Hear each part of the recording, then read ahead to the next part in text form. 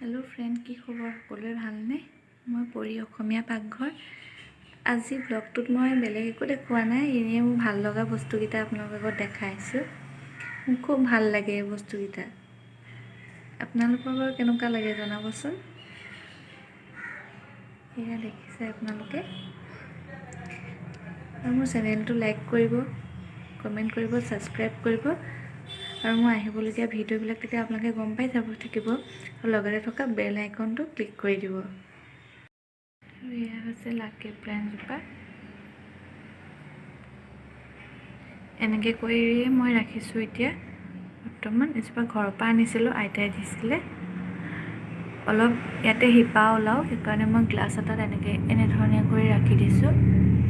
মোৰ এজোপা আছে তুলসীৰ ওচৰতে এজোপা আছে, মই কেতিয়াবা দেখাম আপোনালোকক। এজোপা মই মাটিত দি দিওঁতে বহুত সোনকালে বাঢ়ি গৈছিলে। সেইজোপা মই অনলাইনত আনিছিলোঁ, এজোপা কিন্তু মই ঘৰৰ পৰাহে আনিছোঁ। এনেকৈ কৰি ৰাখিছোঁ। চাওঁচোন এজোপা কিমান জলদি বাঢ়ে বা কেনেকুৱা ধৰণৰ হয়। মই পিছত আকৌ এটা পট আনি তাত এজোপা দিম বুলি ভাবিছোঁ। এয়াই মোৰ ভিডিঅ'টো আজিলৈ আহোঁ।